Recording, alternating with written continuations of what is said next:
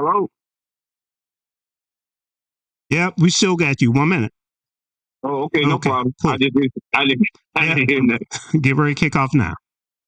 No problem. You'll hear the music, and then once you hear the music, you know we're live. Okay. Okay, cool. All right.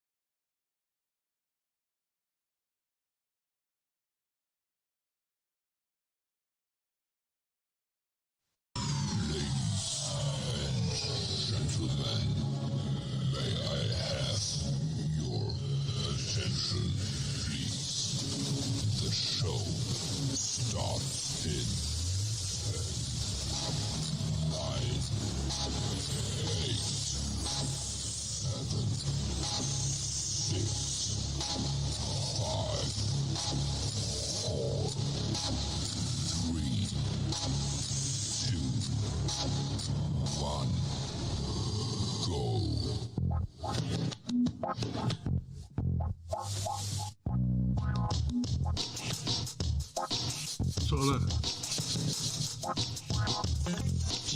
My contact's falling down.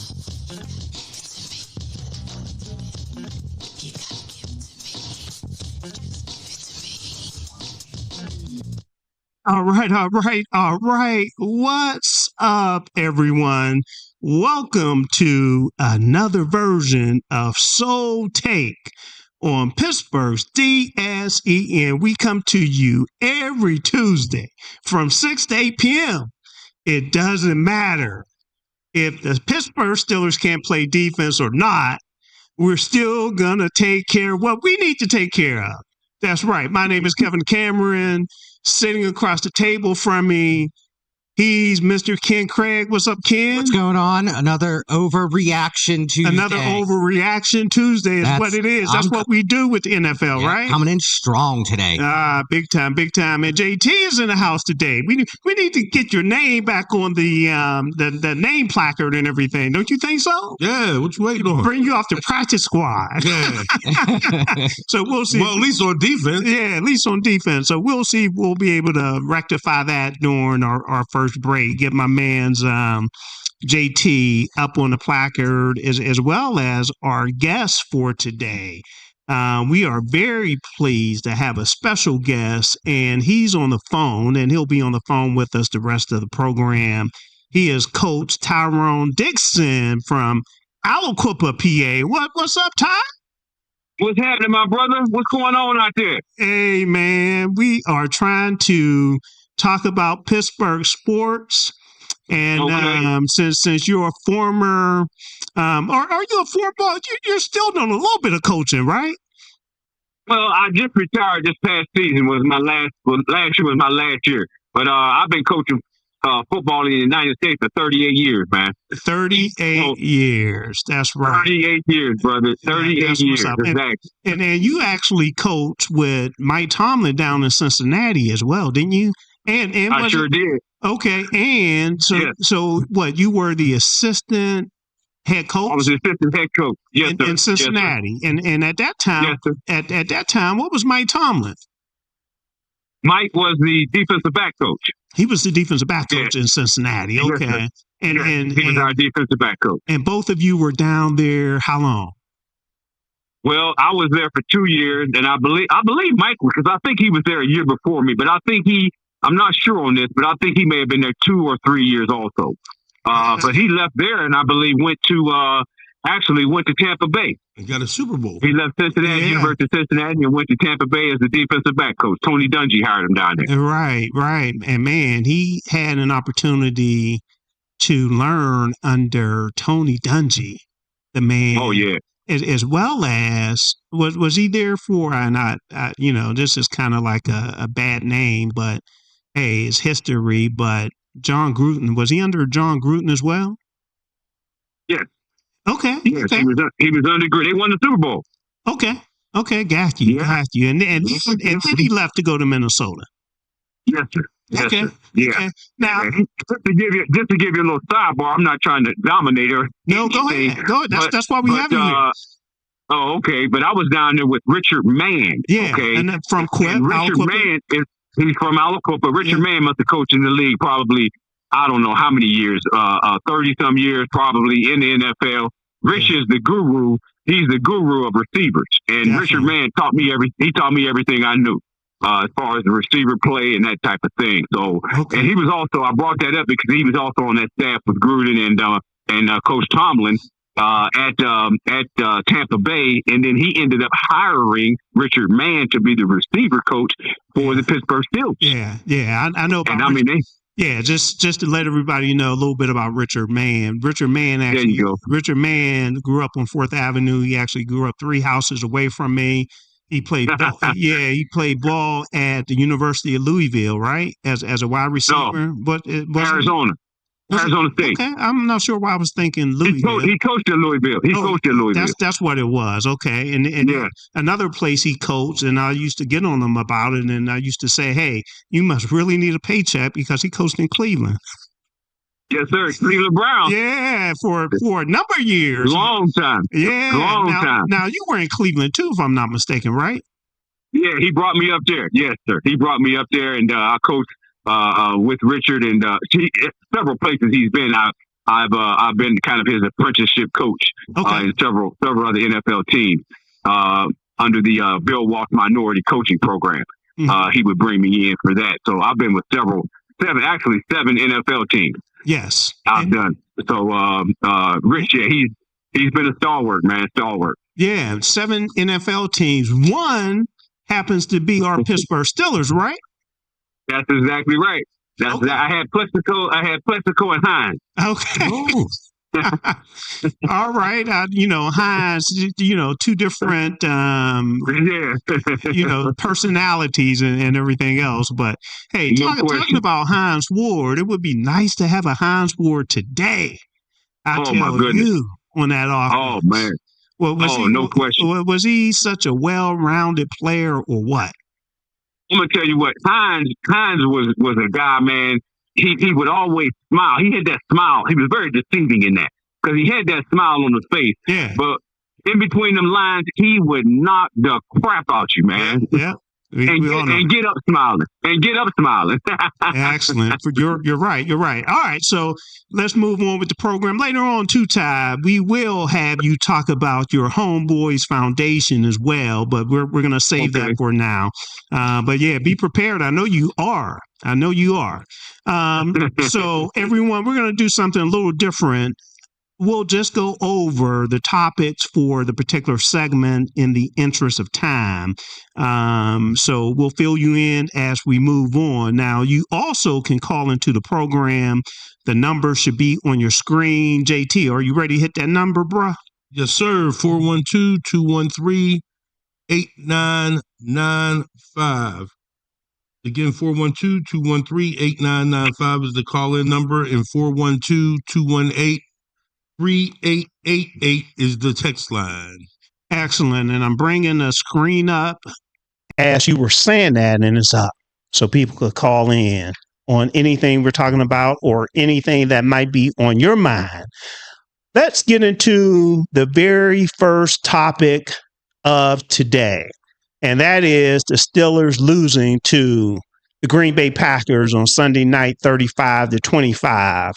And I have a couple questions, and it depends on where we want to go. I guess we'll go defense first. What's wrong with the defense? I'm going to throw it over to JT just to start things off. But in addition to that, after we talk about what's wrong with the defense, we're going to talk about a particular player that's missing.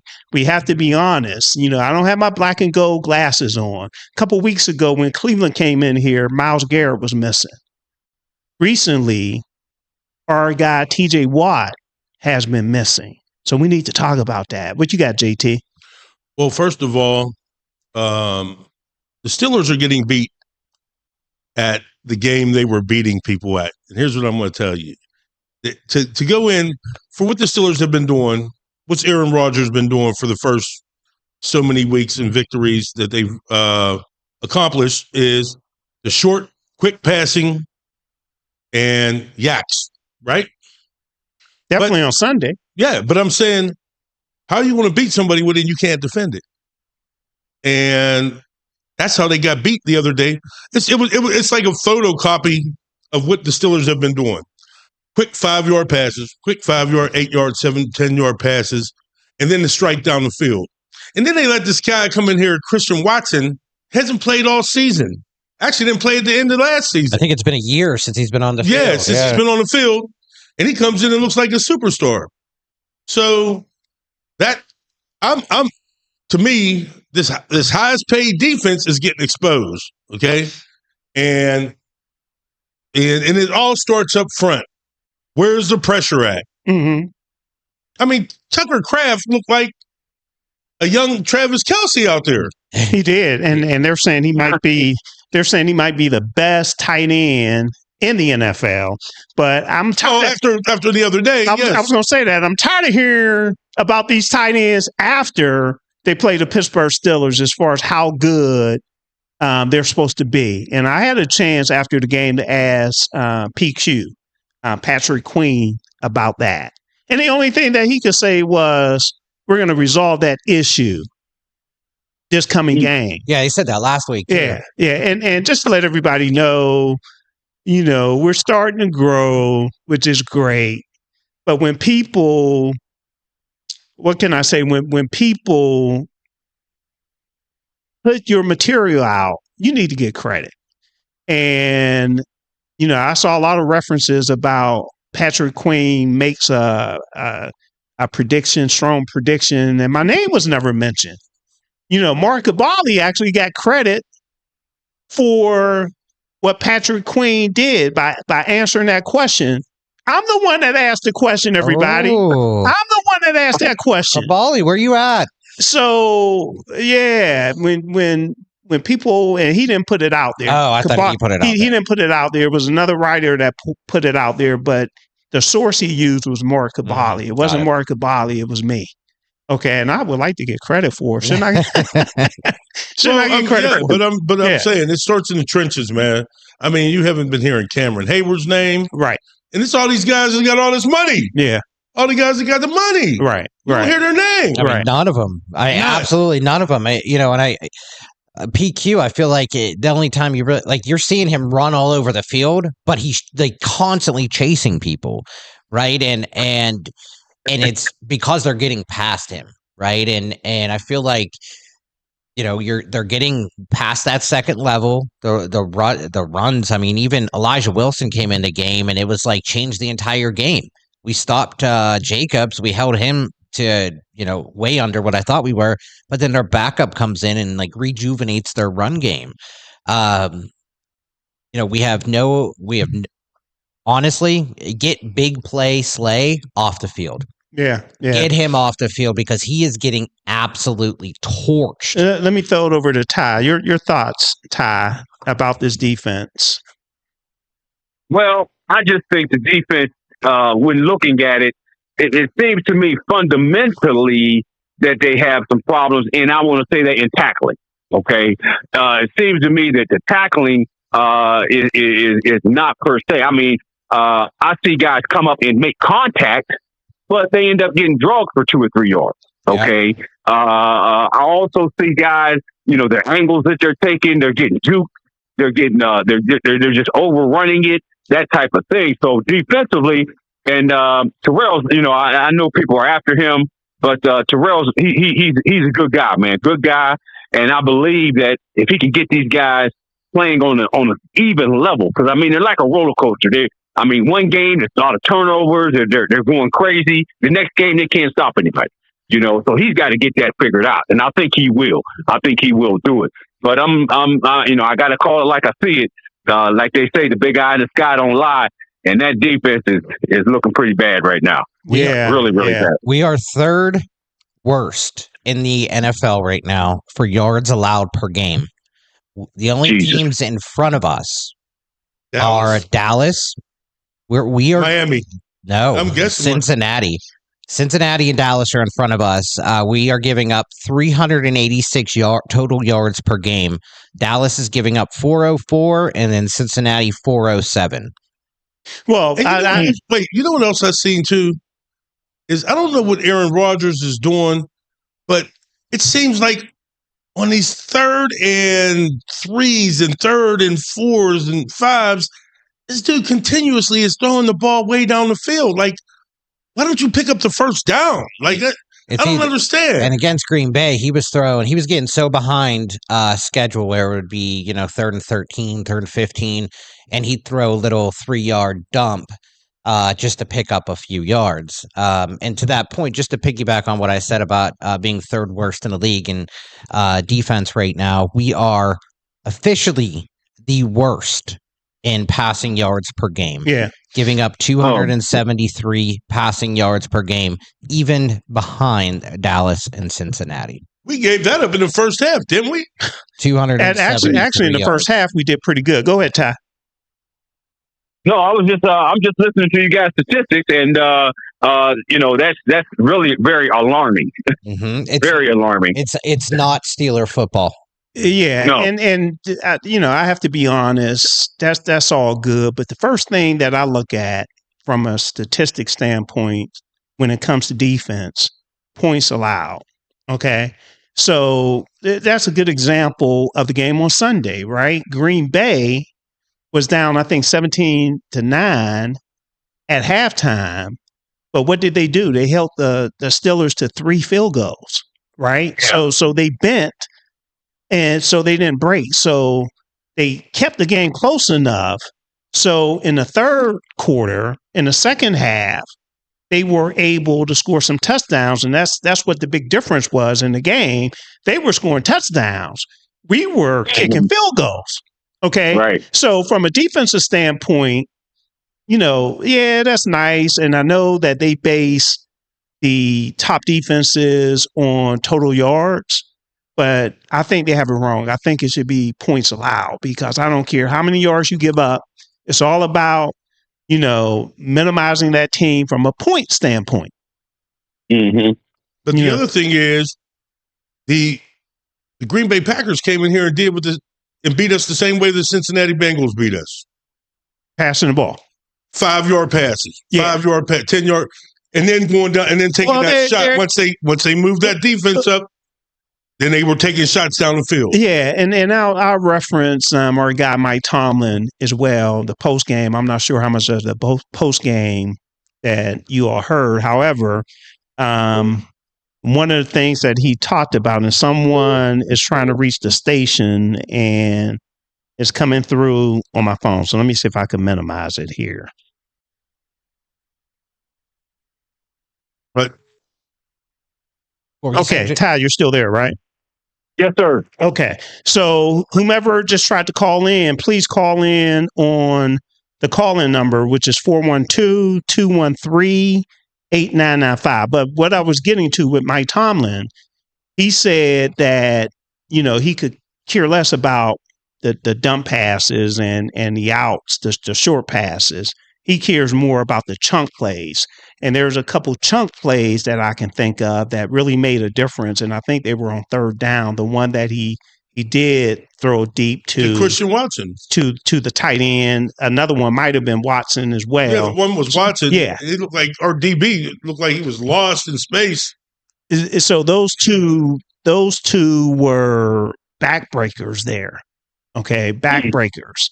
So from tight end, it was straight down the middle, and he kept running and running and running. Exactly, and one of them, I think maybe the last long one to the tight end is where Elliott got hurt, and didn't that look really bad? Yeah, that injury. Yeah, it did. It looked bad. His foot got stuck under a leg or something along those lines, and based on what I'm hearing, is he's out for the rest of the year? No, he's not. That's where I was going. I was really surprised that he's not right now out for the rest of the year. During Mike Tomlin's press conference today, he said he has a hyperextended knee. Ooh, okay. And that he is just out for today. So no damage as of right now, like no ACL, nothing like that, right? That's what they're saying as of right now. I'm sure the MRI would have came back already if there was some damage. So yeah. But my point is, that ball hung up in the sky for so long. And threw it across his body.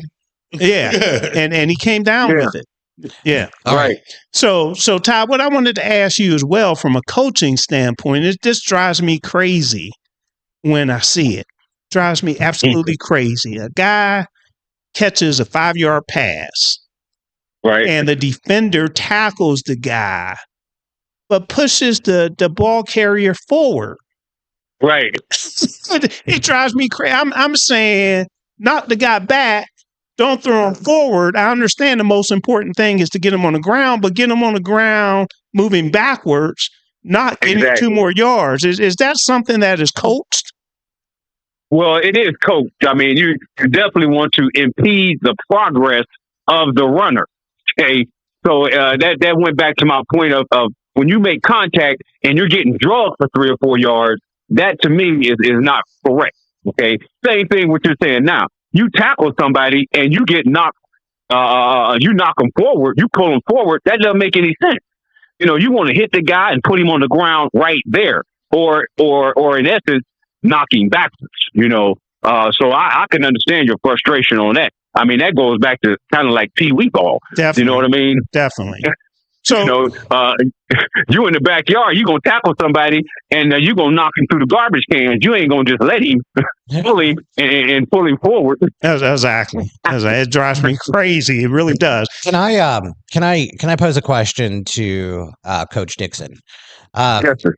So one thing I was thinking about going into yesterday's second half, and this is the reason why I pulled these numbers specifically. Was how are we going to what changes are we making at half? I went back and I looked at the second half of the Cincinnati football game, and we gave up points on 4 of the 5 drives in the second half of the Cincinnati game. And then coming into the Green Bay second half, the Steelers gave up points on 5 of the 5 drives when Green Bay had the ball, and I'm not counting the end of game kneel down. So everything before that, they scored on 5 of 5, right? Whether it's a field goal, touchdown, and then Cincinnati 4 of 5. So from the past 2 games, we have allowed our opponent to score 9 times out of 10 times they had the ball. Wow. Okay, but that's not counting the first half. The second half. Second half. 2 games. The second half for both games. For both games. Okay, second half of both games. Gotcha. And I'm wondering the adjustments we are or not making at halftime. Right. What is happening in the second half of football games right now? Right. Well, there definitely needs to be some definite halftime adjustments. Nick Saban, who's, the GOAT also of coaching, he does a great job as far as his in-game and halftime adjustments. They're going to figure out what the team is doing in the first half, and then the second half, they're going to come out and say, all right, you know what, at halftime, we're going to make this adjustment, we're going to do this, we're going to do that. They can't pick up this blitz, whatever the case is, whatever adjustment we need to make, we're going to do that. And what you're saying to me is, going in at halftime in these games, we're not making any adjustments. And they are. If you heard the comment that the head coach of Green Bay said, he says, hey, listen, the first half, we did not execute the way we wanted to. We're going to come out in the second half. We're going to make a couple of dinks and changes on things, and we'll be fine. And that's what they did. I mean, they just came out in the second half, first drive, boom, they just went right down the score. So it seems to me that we need to do a better job of making some adjustments at halftime. I don't know if you guys, I know you did. You watched the program. And Chris Collinsworth kept pointing out the fact that Michael Parsons wasn't getting a great rush off the edge. But when he was sitting in the middle, and coming up the middle and blitzing, Rodgers was getting rid of that ball like now, because he was like, hey, I don't know what the deal is. And that ball was just coming out. And Collinsworth, he just pointed that out. Hey, every time that he gets in the middle, he's forcing the Steelers to get that ball out. Maybe that's an adjustment that they made, but we need to make some adjustments because I think we need to do something to free up TJ. We got to get TJ going. Yeah, and I'm glad you brought up TJ. He's missing. Yeah, he's definitely. Yeah, we got to get this guy going. Yeah. Yeah, I mean, your players got to make plays. You know, great Steelers made great plays. Troy Polamalu, he made great plays. If you're a great player, you're going to make great plays. And right now, you know, I like him, but he's not making great plays, and he needs to do that. Yeah, and one thing about TJ, there's been a lot of discussion about moving him around. Michael Parsons move around. Myles Garrett move around. TJ doesn't move around. So that might be a weakness from a standpoint that other teams know how to block you when you're in your regular position. Maybe you need to show them something different to get them guessing how you have to guess where Michael Parsons is coming from. Like you said, when he's in the middle of the field, is he going to come up or is he going to loop with a defensive lineman? You know, is he going to stunt? And see, that's the problem I have with Highsmith. Highsmith takes one angle. To me, it seems like he takes one angle and he's always going wide. He's always behind the quarterback. The quarterback steps up in the pocket. And it's he's been effective for the most part. Highsmith, he has been effective. Not really. He's been hurt this year. Yeah, last game he didn't do much last game. Yeah, but I'm saying, it's still showing that this is the Highsmith that we're used to playing when on those bookends.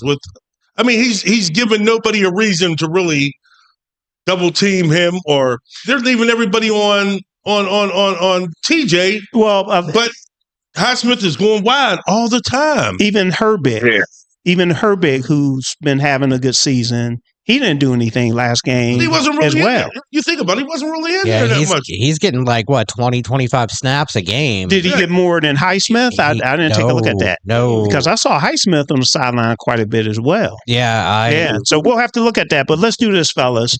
We're right up against our first break. We take 3 breaks because we have 4 different segments that we do, 30 minutes each.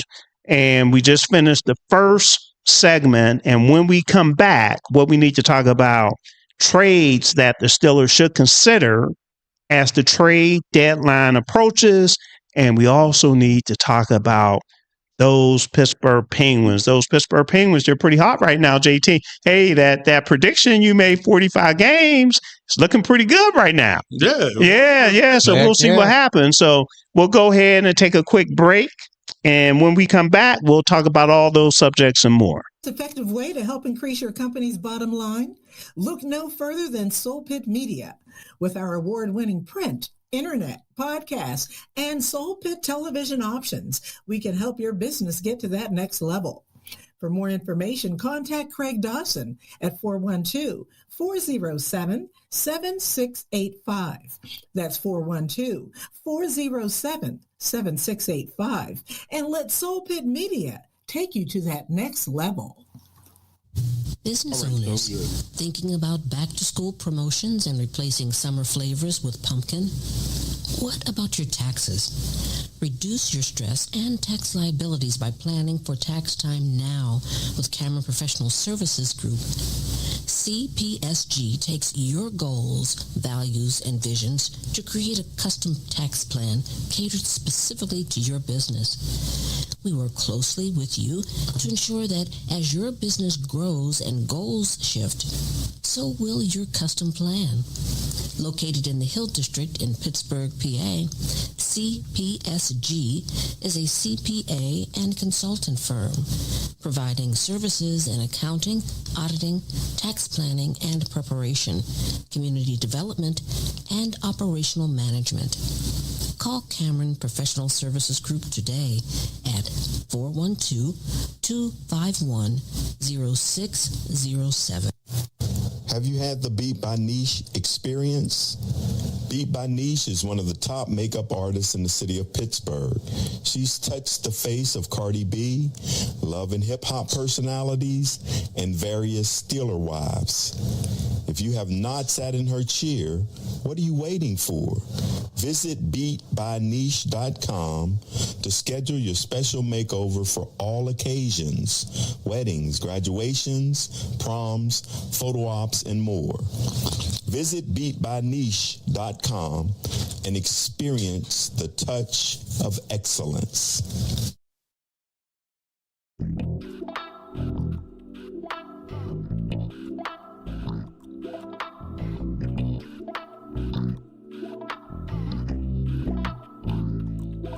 might say she get it from her mama. I'ma say you got it right. All right. We are back.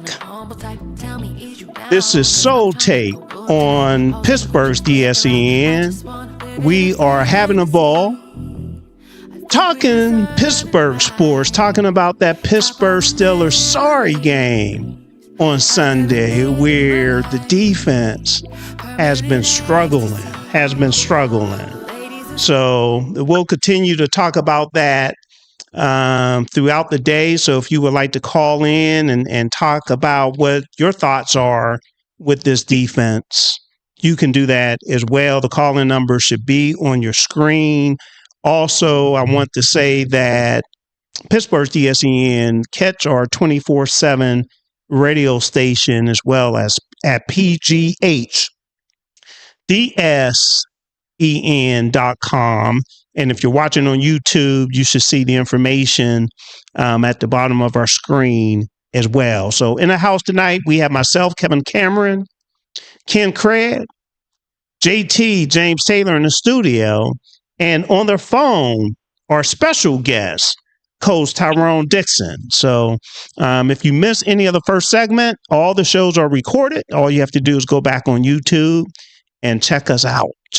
And make sure you tell as many people as possible about our show, because we're still fairly new and we're growing. Fellas, 38,000 subscribers on the YouTube channel now. Oh, yeah. Yeah. And they're getting busy out there too. I know they're commenting all over the place. I'm loving it. Okay. I'm loving it. Any chats going on yet? Not yet. Okay. So we're trying. Yeah, we got speak of the devil. Pittsburgh Big Dog. Okay. TJ Watt washed. Cam Hayward washed. Highsmith trash. Very interesting. Well said. It's something when you lose. Well said. It's something when you lose. We skipped over the World Series. I would like to hit that up real quick before we get back to the Pittsburgh Steelers. I stayed up, fellas. I was trying that doubleheader. You all know they had a doubleheader. 18 innings. It wasn't supposed to be a doubleheader, but it was a doubleheader last night. And I actually started watching it in like the 7th inning. Okay. And once it started going into extra innings, I said, okay, I'm going to stick it out. And then it got to the 16th inning, and I said, okay, I could at least lay down and watch it in bed, and hopefully before I fall asleep, I'll see the winning run. I fell asleep. Woke up this morning, and Freeman, I guess, hit a home run to win the game 6-5. Was it 6-5, fellas? I believe? Yes. Yeah, I believe. So the Dodgers now go up 2-1. And, the Dodgers, they have all the money. Normally, I would say I wouldn't want them to win. But I just have a problem with an international team winning. Okay, a team from another. I'm sorry. That's just the way I feel. I mean, Toronto is still keep it in the U.S. I mean, they're still a big, like a big city. You know what I mean? It's not like a Pittsburgh, but I mean, Toronto. You were getting close. You were about to scare me with some of the things you were about to say, Ken. You know that. I know you wouldn't say it, but it seems like you were going down that path. Yeah, Toronto's a big city. I mean, it's not a small market. If it was a small market, then I'd be like, okay, let's rock and roll, because I want to see small market rise up in MLB. So game 4 tonight. I can't support 8 o'clock, right? Game 4 tonight. 8 o'clock. 8 o'clock, yep. And that game is in LA as well. And let me get this in before I forget. We have a very hard stop, fellas, at 8 o'clock tonight, because we have a second show directly after this show. And it's called Pittsburgh's Soul on Stage. And I'll be hosting along with Rita Gregory. And we're going to have actually 3 fantastic guests on tonight. Akron's Real Deal, the Emperors of Old School R&B Singing Group, will be on, and they will be performing in Pittsburgh this Friday. So you want to tune in to get more information. And then we have Vanessa Levis, She's a vocalist and actress, and she's married to Marcus Hodge. He'll be on as well, a multi-platinum producer and musician. So everyone, stick around. We won't be on YouTube, everybody. It would only be on a radio stream. Again, pghdsen.com. So what you can do, we actually have the Penguins game up right now, right? Mm-hmm. Is there a score? 1-0 Pens. 1-0 Pens. And then the World Series comes on at 8 o'clock as well. So you could have either one on or both on, turn down the audio, and turn on Pittsburgh's DSEN and listen to Pittsburgh Soul on Stage. Yes, absolutely. Sounds like a plan. That sounds like like a plan, Ty. That's it, brother. Yeah, Hey, yeah. you right on it, man. All right. Hey, let me ask you this, Cam. Now, you guys are talking about Toronto. Isn't that where Drake is from? You're right. The rapper? You're right. Yep. Oh, okay. Because my man was saying it was a big city, and I'm saying to myself, yeah, that's where Drake is from. Drake's from out there. SCA. You got an NBA championship out there too, not too long ago. I'm not sure if Drake is a baseball fan though. He'll probably show up just for a photo op. He won't be in LA tonight, is what you're saying. He won't be in LA tonight? Is that what you're saying? I doubt it. But once we go back to Toronto, I'm not sure if he'll show up there. I'm sure he's already in LA. Who knows? He may be. Who knows? Probably already out there. Drake seems Drake seems like a good brother though. He shouldn't be beefing with my man. What's his name? Kendrick Lamar. That's not cool, fellas. That's not right. Let's be grown ups. Let's be grown ups. Yeah. Drake's probably at home crying somewhere. Yeah. So he's in the corner. See, we're digressing a little bit, which is cool. But check this out. Since we brought it up, Bad Bunny. I'm not a fan of Bad Bunny, but he's on the Super Bowl, right? Yes, yep. Is his name Bad Bunny or Angry Rabbit or something? I honestly, yeah, and I could say this with good conscience that I don't know what songs he's singing. Yeah. It's not because I don't listen. It's just I sincerely have no idea. Check this out. If Bad Bunny walked up and took a carrot off my plate, I would not. Yeah. But check this out. But part of my family could attest to it because they're here. Mm-hmm. My wife Francine and daughter Kiera. Shout out. We were actually out in LA in 2022. And the Major League Baseball All-Star game was out there in 2022. So I've never been to Dodger Stadium. I said, hey, this is a good time to catch some of the pregame activities. Bad Bunny was performing. So we got a chance. I didn't know him at the time. Did you get hyphy? But I know him now. What's that? I said, did you get hyphy? I did not. That's what they call it on the West Coast. Okay. So I saw him and another young lady that's a Latino lady that's real popular that used to be all on the AT&T commercials. I think it was AT&T. Philadelphia just scored. It's 1-1. All right. So maybe my daughter could text me her name. I forget her name. But I am who? J-Lo? No, it wasn't J-Lo. It wasn't J-Lo. But anyway, they did a reasonably good job, and I'm not a fan. But where I was going with that, we talked Kendrick Lamar, and we also talked Drake. Yeah. He hasn't done a Super Bowl show, right? Right. So he got to get back. I said squash the beef, but he's probably trying to get back at Kendrick. So wouldn't you think he would like to do a Super Bowl halftime show as well? I'm sure a lot of people want you. You got to deserve it. Talk. Yeah. You gotta earn that. Yeah. Exactly. But all right. Let me say this to you, Ken. Since you're on this, who do you think? Now this is probably off the topic, but who do you think is the best halftime show, Super Bowl show ever? Okay, and I got my vote. I got my two right now. I got my two too. See, I got my two. I'm biased. I'm going with. Can I give you my two? Hold on, because I think yours might be up there with mine. I'm going before you give your two. Is it two or one? No, two. I'm going with two. I'm going my two, top two. Well, I'm going with MJ. Right. Okay. And I'll probably go with my man Q.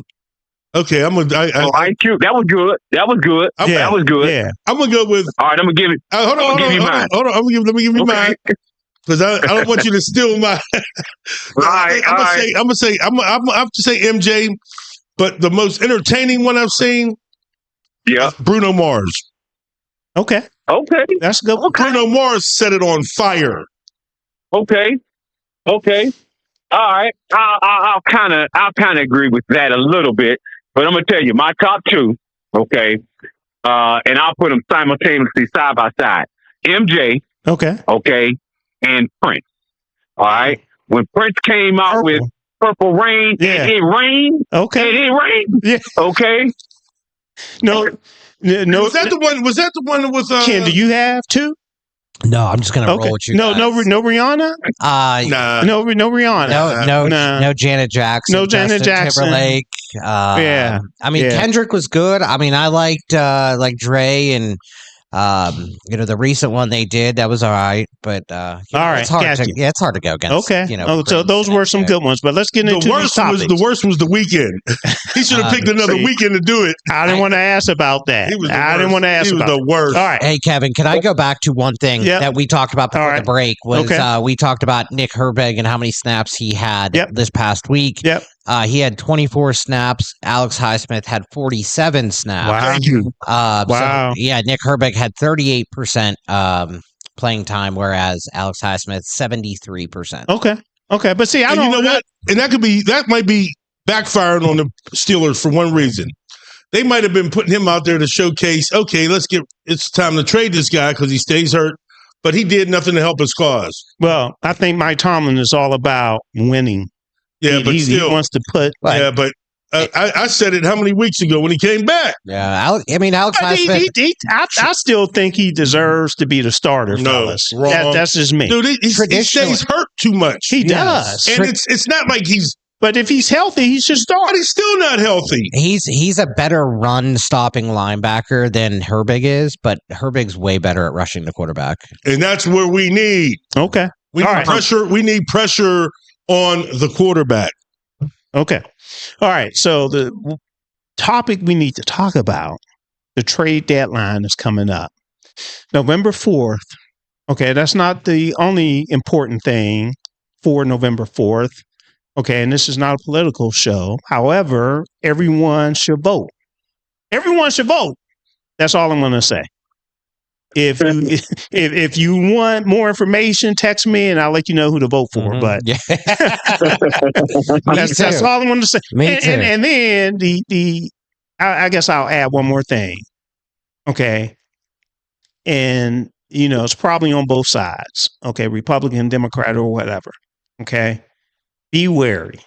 Okay, because the non-presidential years are the times where they know turnout is going to be low. People aren't paying attention, so they're going to slide little questions on the ballot, like should the 3 Supreme Court justices be retained, or should there be term limits? I'm not going to tell you how to vote, but do your research. So just show up too. Yeah. That's the most important part. Definitely. All right. Enough of that. So what do you think, fellas? November 4th, trade deadline in the NFL. What should the Steelers do? What should the Steelers consider? First of all, and I'm just going to keep it 100. If something happens to DK Metcalf, we're screwed all the way around. Yep. We might as well turn the season in because we're going to run the ball 95%. Yeah, and then 95% of the time. Number one, I am 0-0. Matter of fact, I'm 100% below zero. Impressed with anything that Arthur Smith is doing. Arthur Smith has showed me nothing. Okay. You got you're playing these 3 tight end sets, and you're not using them. I mean, 2 games ago, what was it? Oh, yeah. Yeah, that was like, when I watched that game, I was like, okay. You got Freiermuth has 2 tutties, Jonnu has a tut, and Pat Freiermuth. And Washington. Yeah, Washington had a ton, which I'm like, okay, that's how. That's what I'm wondering. Yeah, how come when you have 2nd and 4 or 3rd and 4, you got these 3 mammoth dudes, and you can't get them the ball? Well, and to be fair, last game he did throw a fade route to Mount Washington in the end zone, and he did look like he was really tired at that moment and couldn't get 6 inches off the ground to make the jump. I don't think he's really the right dude. I know he's like 7'5". Who, Darnell? Yeah, but he's. I think he's the right dude. I'm saying to make those fade catches and like actually jump up over the corner. There's sometimes he looks really tired. He got a pass interference on that, didn't he? Yeah, he did. Yeah. So I'll take it. But then I think the 2-point with Jonnu, like you got to hold on to that ball. Jonnu Smith, when he dropped that ball, you got to hold on to that. So I like how they're using the tight ends. I'm okay with Arthur Smith. I think they need to use them more. I am not at all. I think Jonnu needs to be on the field 100% of the time. Welcome to Pittsburgh, Roman Wilson. Exactly. Finally, let me tell you. Let me say. Go ahead, Ken. I'll cut you off there. It's okay. I'm used to it, Kev. I just saying. Finally, we're seeing some Roman Wilson. Yeah, it was good. He's a good player. He's clearly. I don't know what's going on behind the scene. Doesn't matter. But we need to let him kind of get on the field and get the ball. Because I think he can make some plays that we need him to make. So Roman Wilson, 5 targets, 4 receptions for 74 yards the last game. And a touchdown. And a touchdown. Yeah, that's right. I would have liked to have seen him hold on to the one play where everybody knew that it was an offsides in the third quarter, the first possession. Was that horrible or what? That was a horrible call.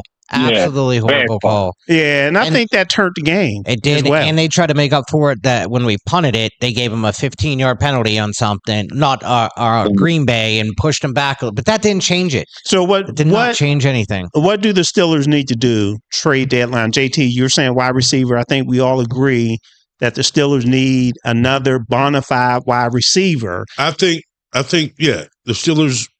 And then I seen something about Steelers are looking to sign Valdez-Scantling. Yeah, he came in. Yeah, he came in. I honestly I don't even care about a wide receiver at this point. We're not even on the field enough to have to be able to support another We need number another 2 wide receiver though. Sure. Yeah. But if something happens to Metcalf,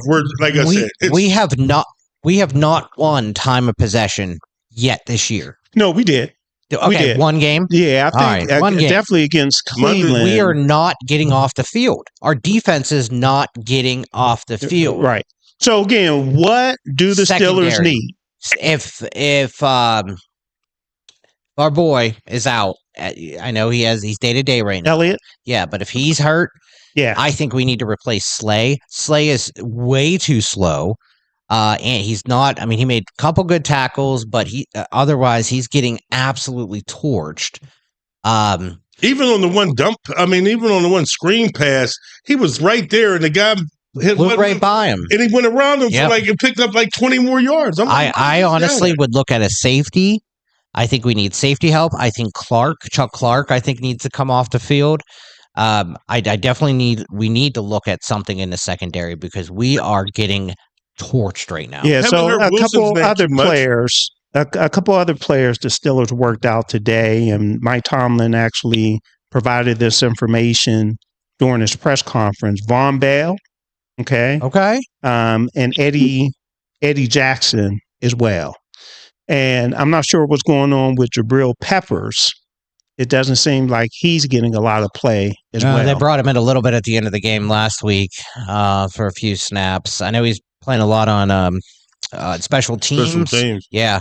But he only got 13 snaps last week. Yeah, and Tomlin did say from a trade deadline standpoint that the Steelers are buyers. Oh yeah. He said we're always buyers. Okay.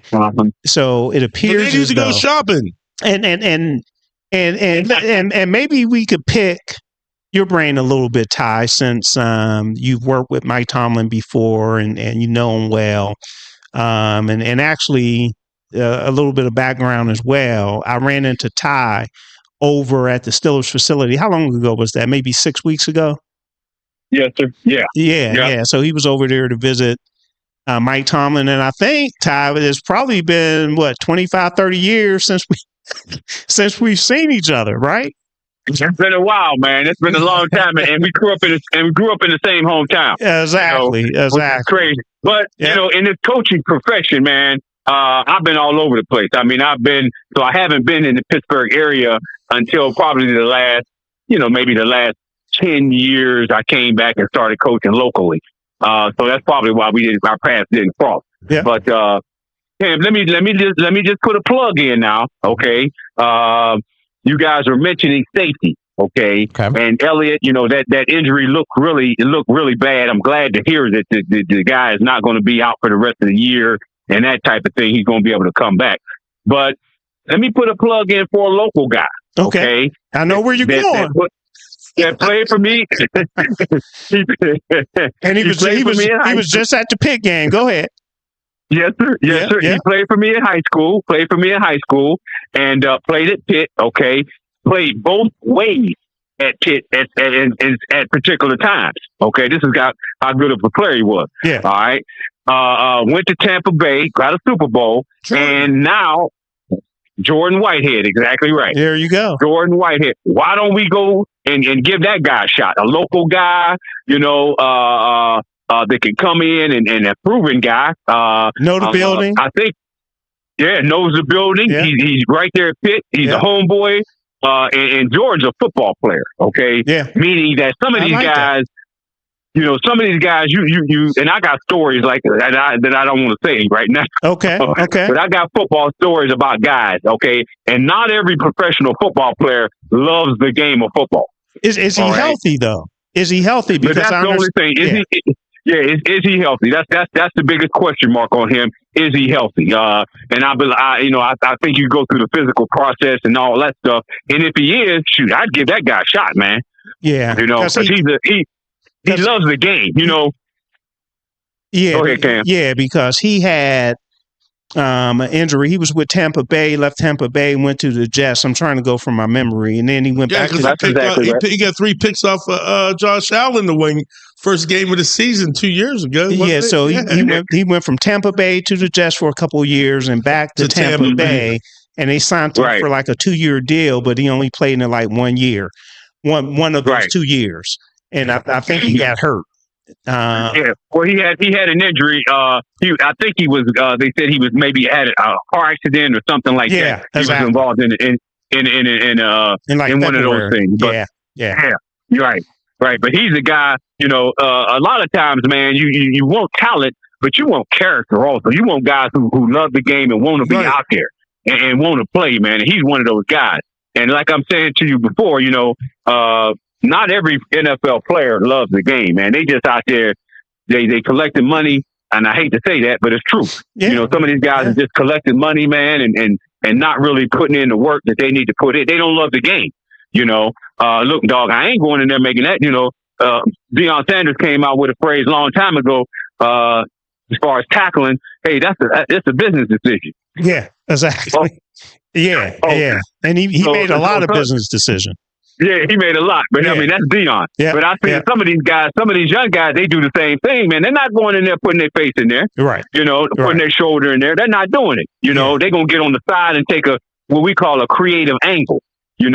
Whereas they're not gonna come and bull you up. They're gonna make it where they're gonna hit you on the side. And Jordan doesn't fit that category. No, Jordan will come get you, man. Yeah, he'll come get you. Cool, that's a good one, and it won't cost you anything from a trade perspective, I don't think. Oh no, fan support. You got all the people around here who would love it. That type of thing, man. And like I say, he's a hard nosed dude, man. Definitely. He from where we from. That's it. That's it. You know how we do it. That's it. They say something in the water. There's something in the water. There you go. There you go. Hey, what's the deal? Right. What's the deal? What's going on with? Is he just done altogether, Tyler Boyd? That's a good question. I don't know. I mean, like, and think about it. Whatchamacallit, he came back. What did he do? He bobbled the ball 3 times. Calvin Austin III, like he was. Yeah. It was like, man, and then they threw him the ball like out on the flat. Like, what's up, dude? Yeah. Go down the field. Well, he had a lot of interference on those plays as well. So he was really trying to. My thing is, his speed is built to go stretch the field. Yeah. But they were worried about Micah trying to get the ball out fast. So they were throwing those little short line of scrimmage screens or whatever you want to call them. Okay, so we're like 3 minutes before our next break, and I want to spend a little bit more time on the Penguins. So, what I'll do before break, Ty, I would like for you to let everyone know what you have going on with the Homeboys Foundation. Okay. You talking about right now? Yes. Uh-huh. Okay. Well, basically what it is, I was coaching at the University of Kansas, okay? And I said, listen, I want to go back to my hometown area, and I want to have a football camp, all right? And at that particular time, no one had really done it. Coach Bruno had done it years ago, but nobody had really done it, and people were just, kind of hating on me and saying, what are you doing? You can't do that. So what I did was I solicited several guys from Aliquippa, Aliquippa's football country, and I solicited those guys, and they helped me to put it together. So we established and called it the Homeboys Football Camp. Everybody has a homeboy. Pam, you were my homeboy. In your towns, you got homeboys. Everybody has a homeboy. Okay. So we made this name up. We made this concept up that we wanted to bring a football camp, which character. We want to install that. We want to make these kids more than just football players. We want to mold them into young men. So that's what we did. And actually, our camp is a free camp. It's a free camp. And I work Willie Parker camp. I work several other camps. I work Emmett Smith when he was going, several camps. And they charge a lot of money. Well, my thing was I didn't want to do that. Okay. I said, I'm going to come back to my hometown. We don't have a whole lot of money, so I'm going to make it free. And it's a free camp, 3-day free camp. Okay. And we bring them in. We have several sessions that we teach them nutrition, which is very important right now. Let me just bring that up as far as the nutrition goes. All right. What they're saying and what they're putting out there is there's several restaurants and establishments that are serving kind of bad food that's not really good for us. I don't know if you guys have heard this. Somebody went into a Chick-fil-A and they said, Chick-fil-A got a great chicken sandwich. It's great. It's popular. Let me see the ingredients of that. Mm-hmm. They showed the ingredients. It was like 87 ingredients in a chicken sandwich. I mean, what kind of chemicals is that? Right. I mean, when my grandma made a chicken sandwich, she put the chicken in there, put some flour, right, put some, salt and pepper, some lard seasoning. Right. Those maybe 3 or 4 ingredients. They got 87 ingredients. 25 of those may cause cancer. Wow. Okay. Wow. So you're gonna make me think twice about going to Chick-fil-A now. Man, that doesn't even. That's what I'm saying. Hey, Ty, I'm a food guy. And you ain't even got to the sauce yet. Exactly. And they talk about McDonald's. I just told my kids, my boys, I said, listen, we're not going to McDonald's no more. I'm not doing it because I'm actually substitute teaching in the high school, and the kids showed me an experiment. They had some McDonald's French fries. Yep. They said, Coach, watch this. They got a lighter, Cam. Put the lighter on the French fries, and I'm talking about it. I'm just talking about a flame went up. I said, what? You got to be kidding. See, this is when we need to have you on YouTube, man, so you could actually show it. Yeah. And by the way, the show is looking for sponsorship from McDonald's and Chick-fil-A too. There you go. I'm kidding. I'm killing them, huh? So who are you doing the camp with? Well, I want to make sure he was done. Okay, were you done? Yeah, well, actually, we do the camp. We're looking for sponsors all the time, okay? Because, like I said, it's a free camp. So the money that we raise, we get it from sponsors, that type of thing. So, and that's been really, really good. People have been helping us out a lot. Our camp averages about 150 campers every year. We move it around to different high schools in Beaver County. We've gone to the Beaver Falls, Ambridge, Aliquippa. We just bounced it around to give each community a chance. And we're looking to do something big coming up in the spring. The draft is going to be in Pittsburgh. Yeah. So we're trying to get together and make a project where we combine the Homeboys with the football camp. It's exploded into a foundation, and we kind of want to bring the NFL experience. How they do that. We want to kind of do that in Alabama if we possibly can. That's just an idea that we have right now. through the Homeboys Foundation. So be looking for that. Pam, that's something that's kind of on the horizon. Definitely.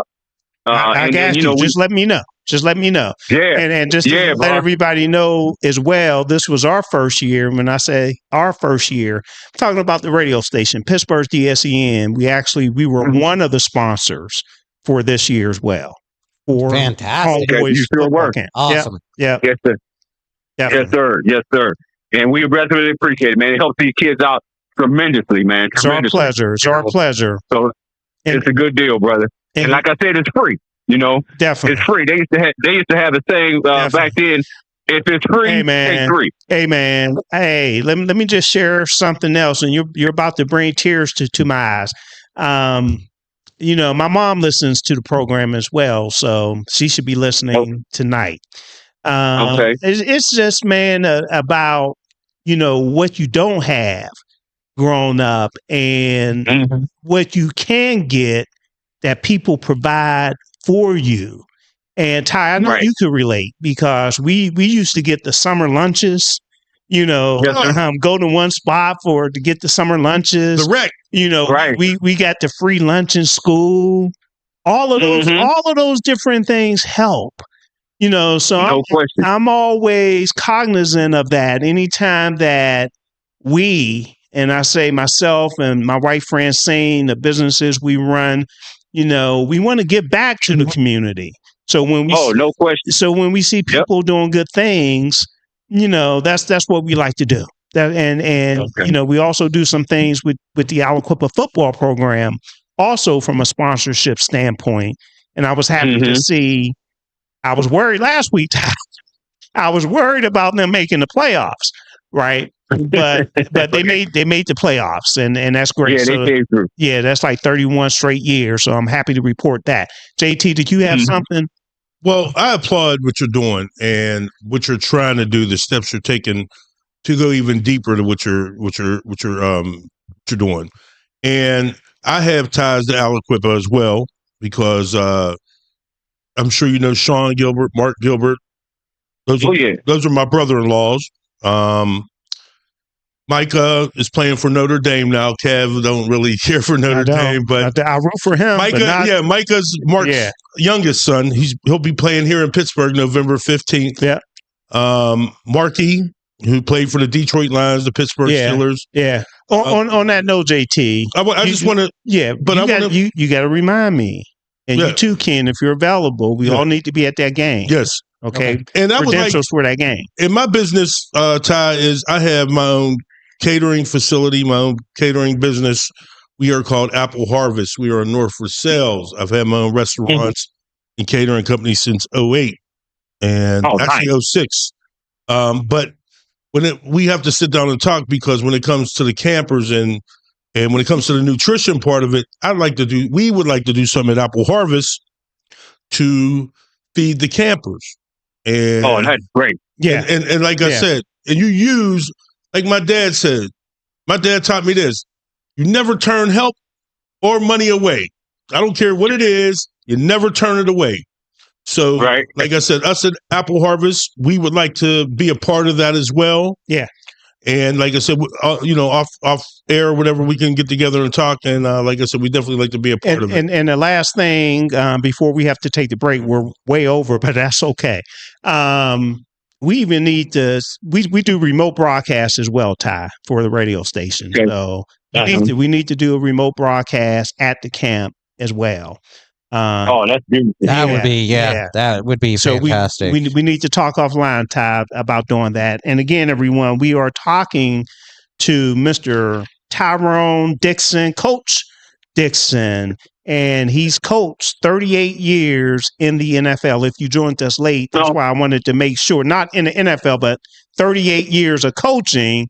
7, I think. So he forgot more than most coaches know. A lot of coaches know. Yeah, he also coached with our head coach, Steelers head coach, Mike Tomlin. If you have any questions for him, all you have to do is give us a call. We're getting ready to go to break, but the number should be on your screen. Call or text us.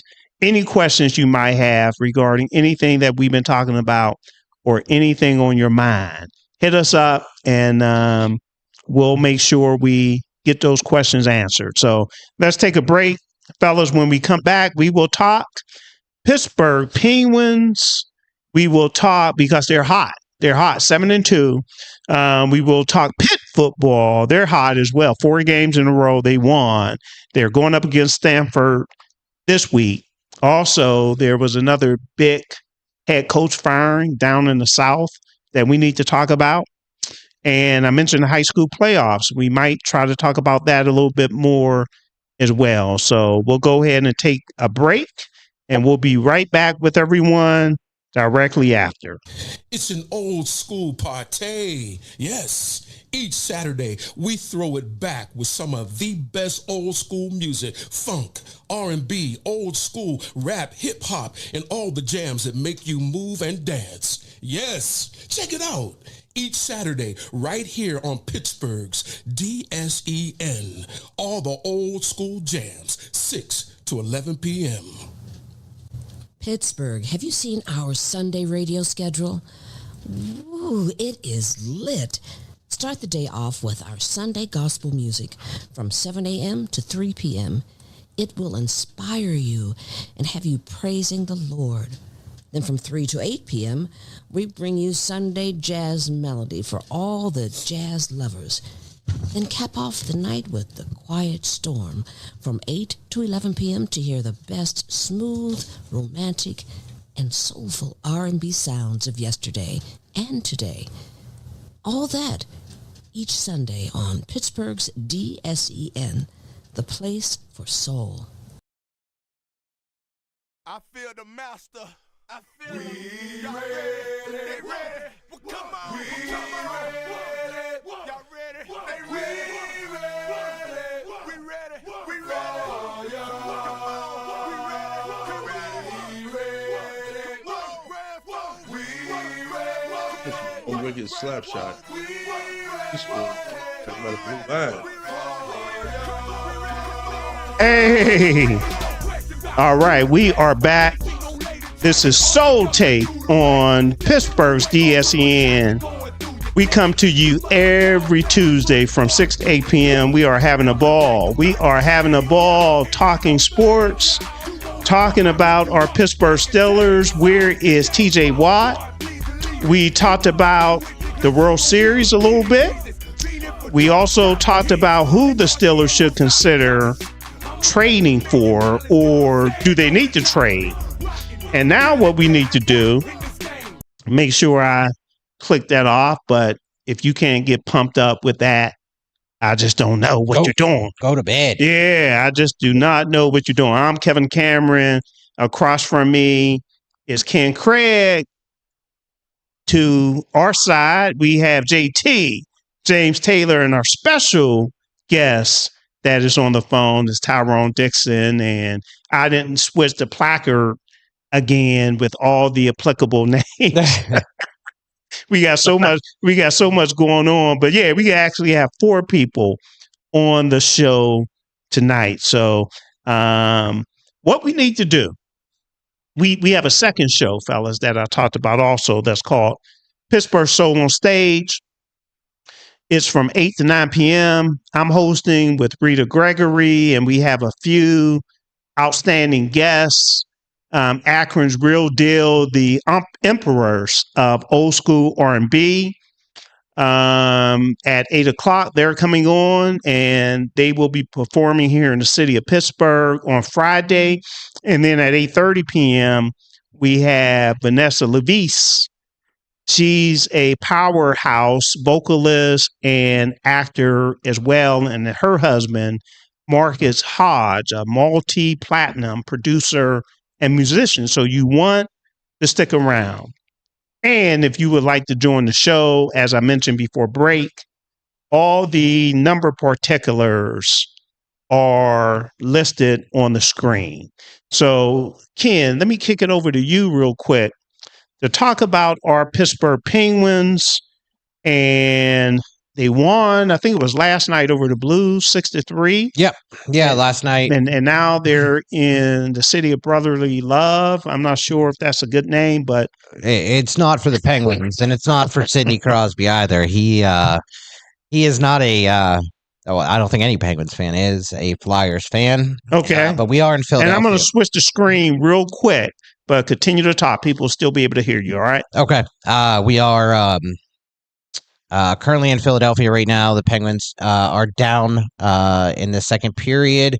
There's about 13:50 left in the second. We're down 2-1 currently, but since 2004, we are 55-39-9 versus the Flyers. So, say it again. Since 2004, 2005 season, we are 55-39-9. So winning, right? Yeah. But what about in Philly? Yeah. What about in Philly? That's against the Flyers. That's just against the Flyers. Okay. I didn't pull not in Philly. No. See, I need to know, Ken, the particulars, like in Philly on a Tuesday night. I know. I should have. But tonight is the Frozen Frenzy. They have every team playing tonight. Oh, so that's why it was an early game. Yeah. We are the opening game of tonight's madness. So it's going to be going until late tonight. Hockey all over the place on this Tuesday night. But yeah, we're the Pens are off to a hot start. We are 7-2 right now. And let me cut you off real quick. Ty, Homeboys, your group. Any hockey players? No, we don't have any hockey players. Okay. We do not have any hockey. Well, but we did have a camper who came and participated from Alaska. Okay. Wow. So you're talking about a cold place. He came and I said, wait a minute, how in the heck did you find the Homeboys in Halliwell, Pennsylvania, all the way from Alaska? There's a lot of doggone camp in between there. Yeah. He said, you know what? I looked on the internet. He said, I did my research. I heard you guys had a great camp. Free to kids, and I just wanted to come. That's he flew down, got a hotel room, and the rest is history, brother. Gotcha. But yeah, no hockey player. Okay, cool. Go ahead, Ken. All right. So the Pens right now through 10 games. It's still very early in the season, but through 10 games, we're 7-2-1. Unfortunately, we did still get a point on Saturday against Columbus Blue Jackets. We lost in overtime 5-4. Actually lost in a shootout on Saturday. But we are in second place in the Metro Division right now, just behind the New Jersey Devils. They're currently good. He's like saying things behind me. I know. No, but we have one game ahead of them. We've played 10 games. They've only played 9 until tonight. So, but they're 8-1 currently right now, 16 points. We're currently 15. Last week, first let's go into last night. Last night was pretty crazy. Sidney Crosby became the 4th player to ever get 1,700 points with a franchise. So that's a huge milestone for Sidney Crosby. It's going to be a year of milestones for Mr. Crosby. And currently, Evgeny Malkin tied for first with 16 points right now in the league. There's been a few injuries that that have happened early on in this year. We've lost Ricard Raquel, who's one of our top line wings. Lost him for 6 to 8 weeks. He's out with a broken hand.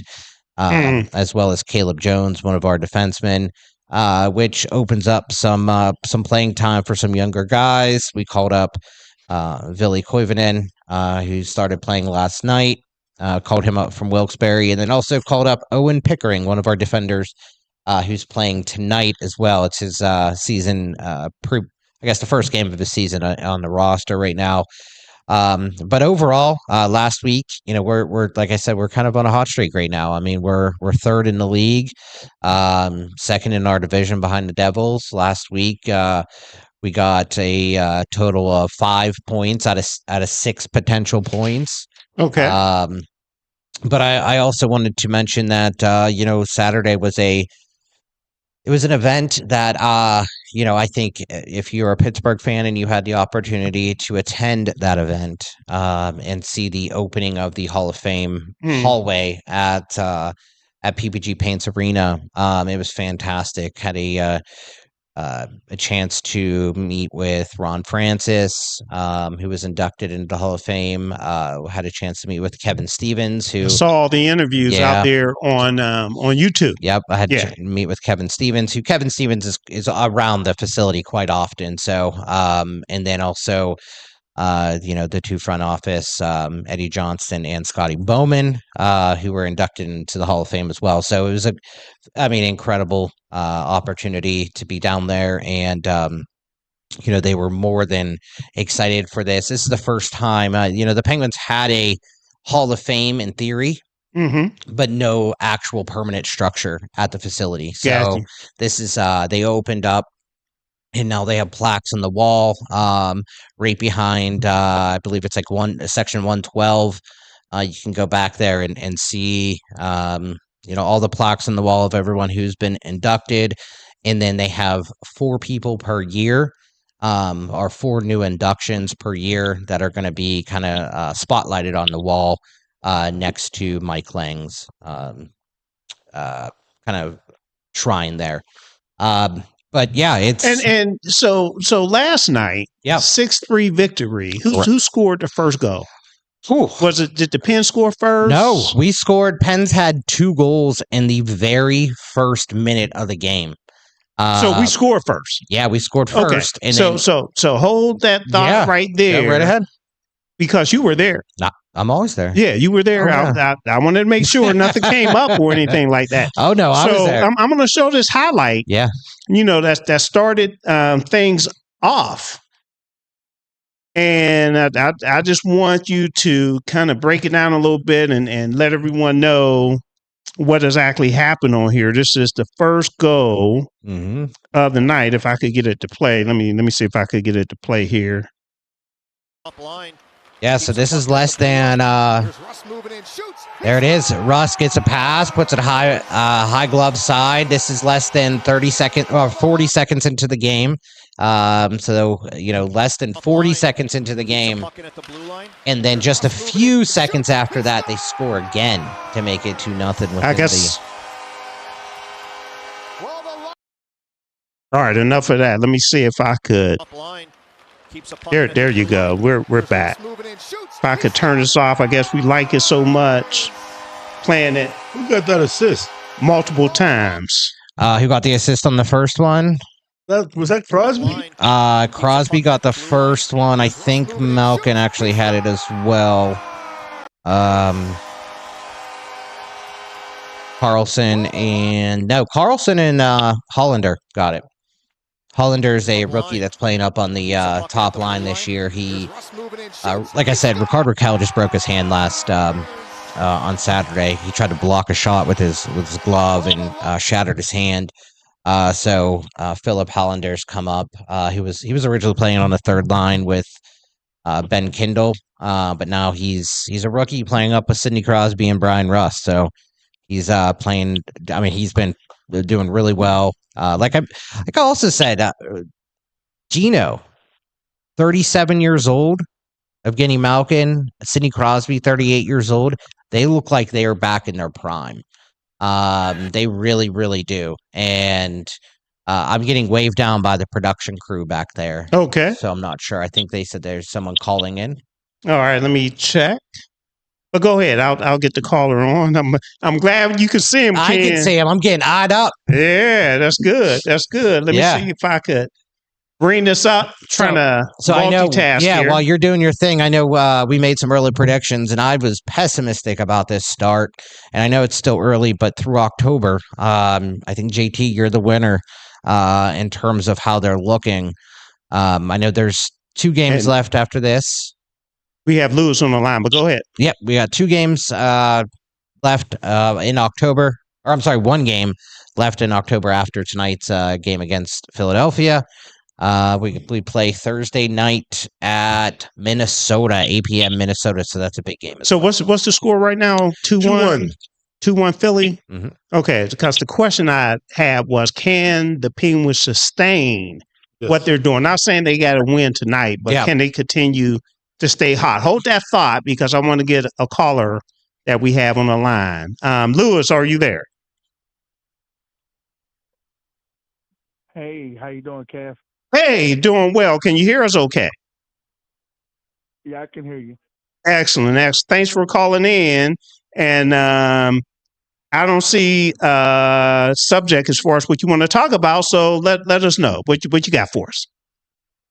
Well, I always talk about the Steelers. I kind of thought so. I kind of thought so, Lewis, but I want to make sure. My favorite topic. Hopefully, everybody's doing well. The question I have for your audience as well as yourself is, after the performance we've seen, and I think you and I talked about this a couple of times already, we identified the last time we talked that the Steelers had a winning record, and we were all hyped about how they were doing. And I quickly brought up the fact that the schedule is going to change and is going to determine what type of team we have.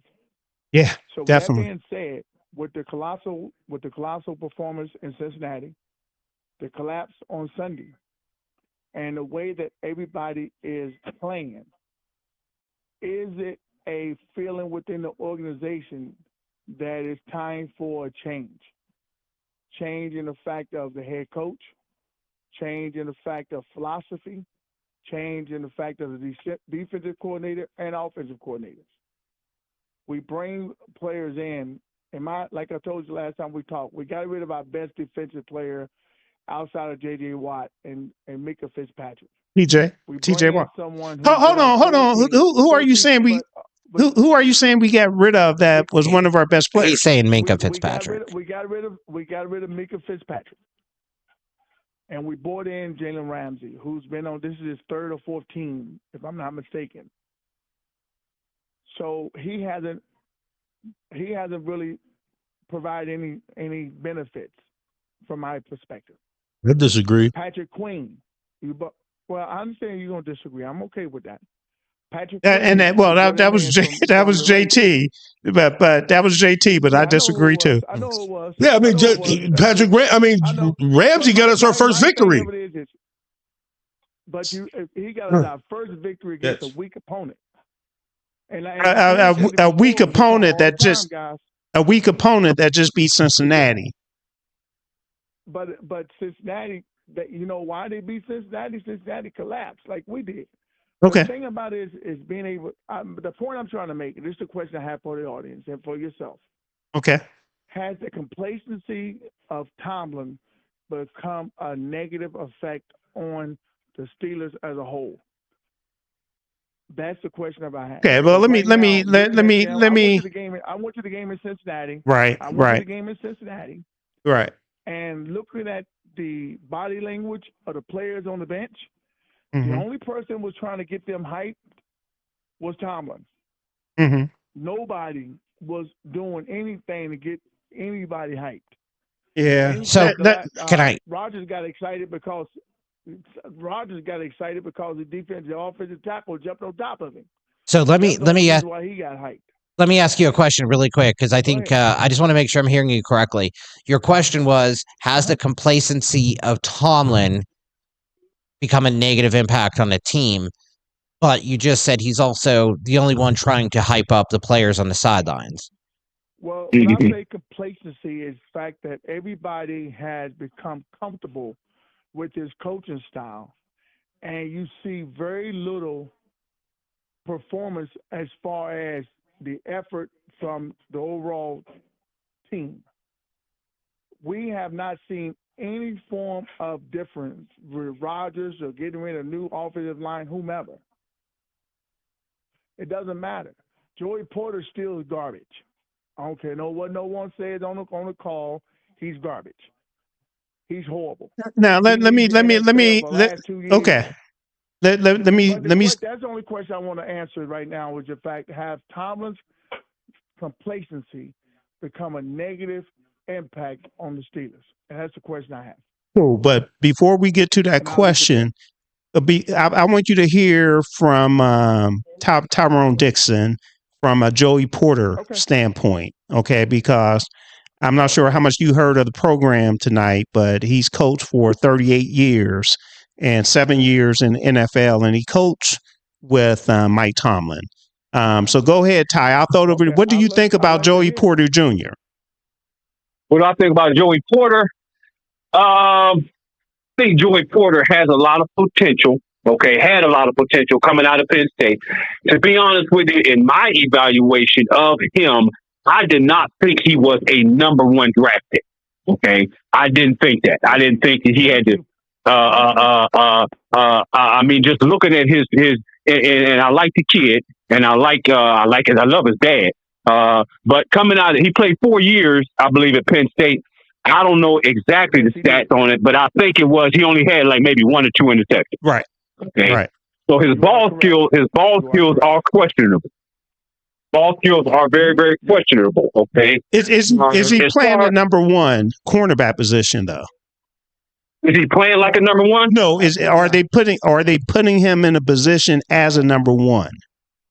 Because probably. You know, he's the best one they got probably, and they're probably, you know, maybe trying to match him up with guys, but I don't see him in that aspect. I think that he in his ball skills are a little suspect, and also his seems like his mentality sometimes I question. In the fact that I'll give you an example. Last year, he had a ball receiver caught a ball in front of him. Yeah, and he went up and tried to knock the ball out as opposed to tackling the guy, and he wasn't successful. The guy just, you know, he didn't knock it out. The guy just kept on running. And I said, wait a minute, what the heck? And I know you coach trying to get the ball out, but you got to make a tackle, man. Right. You know, you got to get the guy on the ground first. But you believe but you believe he's the best. Thing in Cincinnati a couple weeks ago. But you believe he's the best secondary person that the Steelers they have. Okay. That they have, yeah. Because I mean, Slade, I like him, but you can see it on. It's blatant on the field. I mean, that was brought up earlier. Okay. The fact that his play needs to be picked up, but I think Joey, he's probably the best guy that we got. Right. So the Steelers aren't built number one for playing man because their age. They're not fast enough. Right. They're not built to play man against your T. Higgins, your Jamar Chase. Justin Jefferson, they're not built for that. Yeah. Right. So that's what makes him play number one. He plays more aggressive. Why would we get rid of Mika Fitzpatrick, who had the best ball skills out of all of them?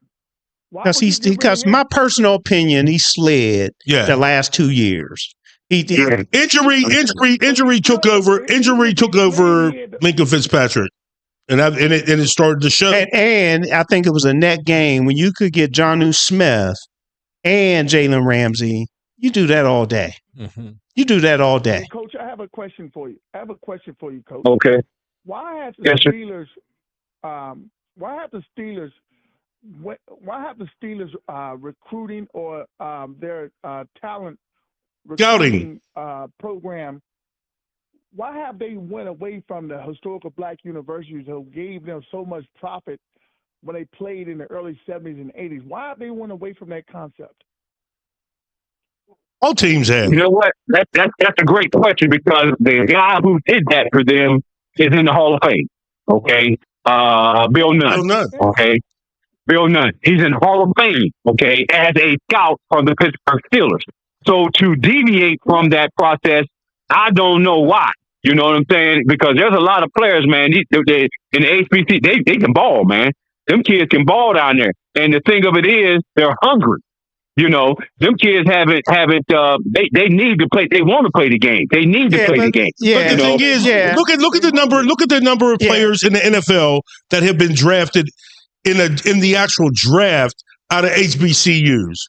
I mean, that's true. This isn't the NBA because we know. Yeah, the NBA, we know they go to HBCUs. Yeah. But what I'm saying though is you could probably put on one hand how many players went from HBCUs in the NFL draft last year. Right. So Lewis, Lewis, you would have. What I'm saying is this: when Bill Nunn was going talent scout for the Steelers, Majority of the Mm-hmm. people he hired or assigned in from the historical black universities were free agents. They didn't draft them. I mean, I think Stallworth and Mel Blunt might have been one of the top two they did, but the rest of them was free agents. Donnie Shell. Well, Donnie Shell. Hall of Famer. player acquisition was quite a bit different He was signed than. as a free agent. I think Was he? Shell Okay. signed as a free Yeah, he was a agent. free agent, and he's a Hall of Famer. He was a free agent. Right. Right. But I'm just saying, my point of it is bring him into camp. We're not even bringing him into camp. You cannot tell me that you can't find one or two defensive backs where they play primarily man-to-man in these southern schools. And the guys that we have, and they like the man just made, they ain't built like that. Well, whatchamacallit? Travis Hunter's he was an HBCU guy. He played. Think about it. They tried to switch him up the zone. And they got totally. It was a total clusterfuck. Excuse me. It was a total cluster. The concept that they have with these defensive backs, they don't seem to get it. And putting Joey Porter as the number one defensive back, as Coach just said, is a failure from the start because he wasn't that in college. Well, he said, Lewis, that he's the best that they have.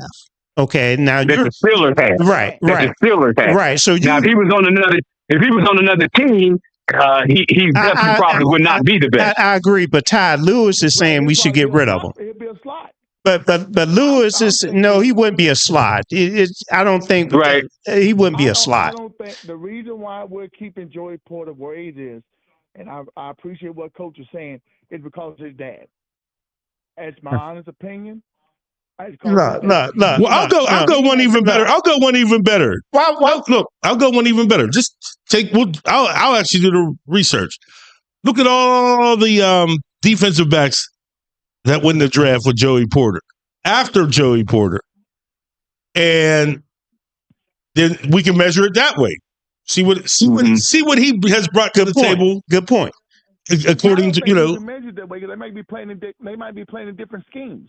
Well, we understand that, but I'm just saying we can see what the Steelers, like you said he's trash, so I'd like to see what we passed up on. Good point. At that same draft. So could we have gotten someone better? Right? I think that's the question. But let me say this, Lewis. There's no way the Steelers that they're keeping Joey Porter Jr. because of his dad. His dad got fired. His dad got fired as a coach. Exactly. So but he was a heck of a player, and he's still part of the Steelers family. He is. You guys realize the Rooneys are one, if not anything, is loyal. Definitely. And I'm going to answer your initial question that you had about Mike Tomlin. And what did you say? Complacency. Complacent. Okay, complacent. Listen, I'm over Lewis. I'm over at the Steelers facility on a weekly basis. Okay, so I just don't go to the games. I go to the practices as well. Those guys are not complacent, not at all. They want to win. Aaron Rodgers wants to win. He understands this might be his last year. Those guys want to play for Coach Tomlin. What people have to understand about the NFL, there's 17 games, and you're going to have some ups and downs. And you have to understand how the Rooneys operate as well. They don't get rid of coaches while they're under contract. Okay, they made an exception when it came to Matt Canada. I have all the confidence in the world in Mike Tomlin to do what's needed. Now, I say that I'm going to kind of confidence this Sunday. Okay. But we have to let the story be we have to let the story be written. But that's bad when it comes from a faithful Steeler fan. The defense is horrible. The defense is horrible. No, that's what I'm saying. We look at the fact that when anybody ever told us in my 60 years that the Steelers defense is horrible. We always knew the offense was questionable when we had, various people at quarterback, whatever.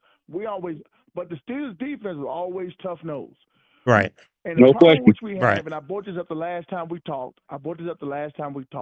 And, Coach, you can identify this, and if I'm wrong, please tell me if I'm wrong. Show me one dog besides J.J. Watt that we have. I know that he's a hell of a player. TJ. Show me one dog. I just said that. Cam Hayward. Well, Cam Hayward is a dog. And also, you said something about Ramsey. Ramsey is a baller now. He's a dog as well. He's Ramsey's a baller, man. And let me tell you all somebody else that's a dog. A dog, okay, is someone, and we all might have different descriptions of a dog, but a dog is talented, but is very aggressive that will run through a wall. And when I talk about this dog, I think about this guy running through a wall. He just got hurt this past week. Deshaun Elliott. Yeah. Deshaun Elliott. Okay. That dude is hard nosed. He'll come up and hit you. My definition of a dog is the fact, regardless of whom he may face, teammates or opponents, he's not afraid to get in your face and tell you what you're not doing. Where do you see that on the team? Telling teammates that they need to get their stuff together. Oh, the person you agreed that is a dog doesn't do that. Lewis, TJ Watt doesn't do that. TJ Watt doesn't get in your face like that. So my thing of it is what happened to the mentality of the Steelers defense of being physically and mentally tough with teammates and opponents? Well, to be fair, asked the question. That's the reason why I asked the question, and I posed the question: has Tomlin's complacency become a negative effect on the Steelers? And I say no. But Ken? No, I was going to say there are players on the team that are consistently talking to each other and communicating with each other to fix the issues out there. This isn't just they're going back to the bench and everybody's just sitting there and not talking, right? Like that. Let's give them a little bit of credit here. So they're not doing that. They're also when they're out there, you see a lot of communication. You see a lot of them trying to fix mistakes. I just don't know if it's a true scheme issue or is this a true player issue. Right. But I do agree with one thing you said, Lewis, and then we're going to have to let you go. All right. I think I wouldn't call Mike Tomlin being complacent. What I see Mike Tomlin being is stubborn. Okay. Yeah. And Kevin, I'm going to back you up here because that's why I asked the question first, because we can't sit here and say he's complacent. That is us assuming what he is feeling, right? Being stubborn is saying, hey, I'm not going to change. Complacency would be him coming out to the press conference and saying, I don't care about losing. I've never, ever seen Mike Tomlin say he enjoys losing or he's comfortable with losing. Never seen that. Now making the changes to make sure you're not losing, that's a totally different story. And what I think is there might be some stubbornness there to actually implementing some change or the actual change that needs to be said done. During his weekly press conference today that they're not going to change the scheme. They just need to execute better. And that's just being stubborn. That is being stubborn. That's being stubborn. So that's what I think it is, Lewis. But thanks for the call. You always bring up good points, man. So we really appreciate the call. Hey, one thing I do, I love the Steelers, but I just know that right now I don't want us to go from first to last in the division. And unfortunately, it looks like that's where it's going. Yeah, we got Cleveland, though, so I wouldn't go that far. Well, don't say that right now. Hey, the one thing you might see, bro, they might bring Shedeur Sanders in and he might ball out. Wow. That's deep. All right. Appreciate the call. All right, guys. And okay. Right. You too. Bye. Kev, just based on preliminary findings when I scrolled through. Joey Porter Jr. There's no one behind him that I would have chosen. Okay. Yeah. Okay. And I know I know JT's over there writing like a 13-year-old in history class, but there's that draft was not filled with top caliber talent, but I think Joey Porter Jr. is a heck of a player. I think there's growth points that need to be focused on. But I think he's a heck of a player. All right. So in the interest of time, we have a hard stop at 8:00. So what I would like to do, I would like to run through these issues or topics real quick before we do our picks. So this is what I have left. Pitt football. They're hot. They have a 4-game winning streak. They just beat North Carolina State 53-34 during homecoming. Can I take over so the host I was spot there. for 1 second? Okay. Do you believe that we have a quarterback I do. at Pitt? Mason Heintschel threw for 423 yards.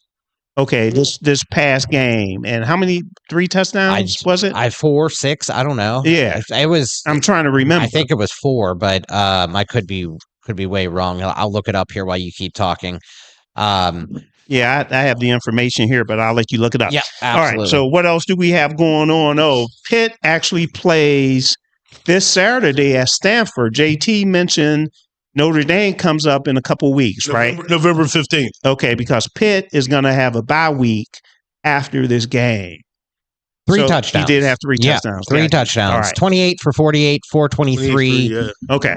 And 3 touchdowns. So Pitt can't look ahead. I'm going to ask Ty, though. Ty, have you been following the Pitt Panthers? Been a little bit, yeah. Okay, what did you think about the quarterback, and do you feel that Pitt can win the ACC? I love the quarterback. I love him, man. I think he comes in and electrifies things that are going on. For a young guy to come in and be that productive and be that, he got everybody going in Pittsburgh right now, and I think he's doing a heck of a job. If they can just keep that guy going, the defense plays pretty well. I think they can win the ACC.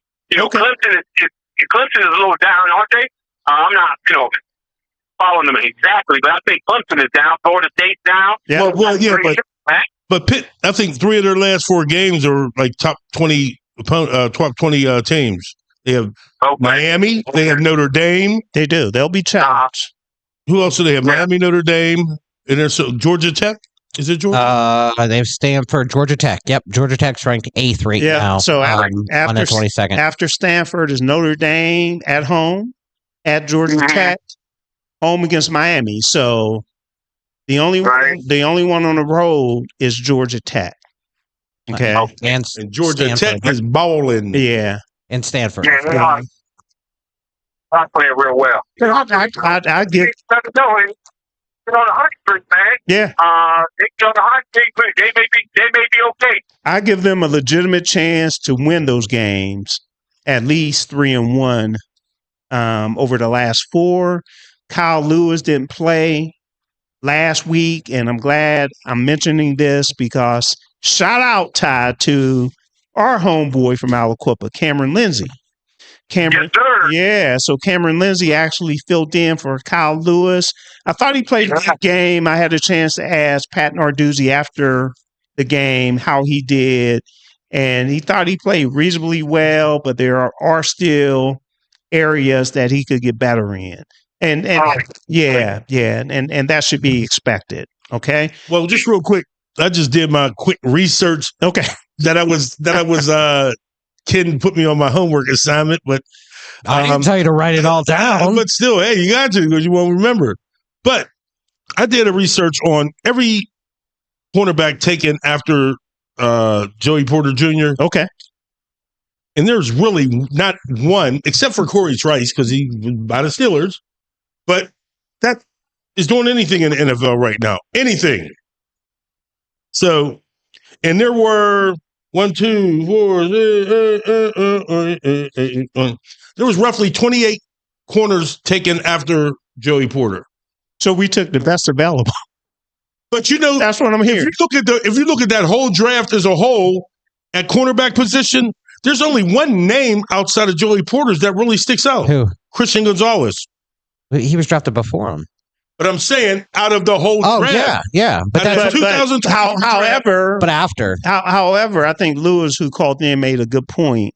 What about afterwards? That's what I'm saying. That's what I just said. No. Hold on. You mean hold on. at 24? No. That's what I'm saying. Joey Porter came in what year? 23. 23. So I guess 24 and 25. Right. Were there cornerbacks available that we should have took? Oh my God. Look, yes. So I mean, I think you got to add that in. Just looking at the year he was taken. That's all I wanted to do. Yeah, that's why I added something to it. Well, that gives me something to work on while I'm here, and I'll do like I said. Okay. I mean, all right, because Cooper DeJean is in Philadelphia. Who was I lobbying for? That's why I brought him up. Right. Yeah, that's why I brought lobbying for him. Yeah. So we got to look at the whole picture. That was last year. That was 24. And tell the whole story. So that's what I always say. All right. So where are we? Let me see. High school football, we talked about a little bit. The playoff starts this week. I won't go through all the matchups, but I did want to mention that. Just back for college football, around college football, we really just have time today to talk about a few teams. One team I would like to talk about is LSU because they fired Brian Kelly and he had a $54 million payout. See ya. Isn't that the second time he's been bought out? Notre Dame. He left Notre Dame, didn't he? I don't know. We don't keep up with but Notre Dame. I really don't prefer him anyway, to be honest with you. Do you have the AP top 25 up, Ken? I know. I could look at it right I here. know Ohio State is still number one. Ty, who are you going with in college football national championship? Well, I got to go with my son's team. He'll kill me if I don't say it. Okay. Wow. How old are your sons? My first son, my oldest son, is playing. He's a freshman at IUP. Okay. So you're alma mater. And my alma mater. That's right. Yeah. That's exactly right. Yeah. Yeah. So he's a freshman there. My middle son's in ninth grade at Central Valley High School. My youngest son is 10 years old, and he's in middle school at Central Valley District. So yeah, I got 3 boys, man. 3 boys, and raising them up in the right way, trying to anyway. I know you are. They're a little different, but you know what? I'm old school, bro. Right. Cool. I don't go with all this new stuff. I hear you. I know you. Trust me. All right. I could believe it. But real quick, because what we're going to do, Ty, we normally make our NFL picks at the end, but with the interest of time, we're gonna let you go. Okay. But you just made me think about something too. I want you to give a plug because your wife still sells real estate as well, right? Yeah. So go ahead and give her a plug so people. Go ahead. Berkshire. She's a real estate agent for Berkshire. She started off with Remax, and she did that for a couple years, and she's with Berkshire right now, and she's selling real estate. So if anybody needs a place or looking for a place, excellent. I mean, she does an excellent job at that, and kudos to her. Her big thing was she showed Darrell Revis, who was also from Alabama, but she showed him around a while back. He was thinking about getting a house back here in Pittsburgh. So she showed him around, and he kind of playing with that a little bit. But yeah, she does an excellent job, man. And anybody out there who's looking and needs some advice or needs some anything on home buying or mortgages or any finding a house, she can do it. She can do it. And her name is Dee Dixon. She works for Berkshire. Excellent. So, and if you want more, if anyone wants more information, just text the station and we'll make sure you get the applicable information. So I like that word. I'm glad you like it, man. I have a few medium-sized words I can use. All right. So Ty, we'll let you go. Coach Tyrone Dixon, again, he's been with us for all of the show. He's been a coach for 38 years, 7 years in the NFL. So he knows a little bit of something about football, and his foundation is the Homeboys Foundation.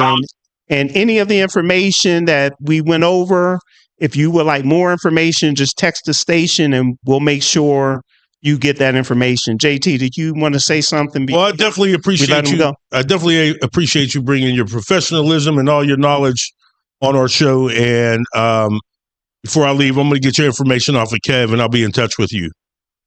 Oh, great, man. I'm going to tell you what, I want to encourage you guys, man. You guys do a great job, man.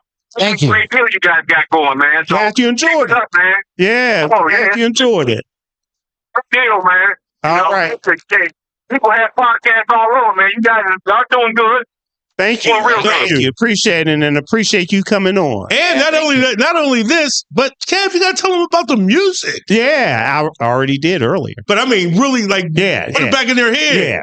We'll do that. But Ty, you want to make sure you subscribe to the radio station. You have the link.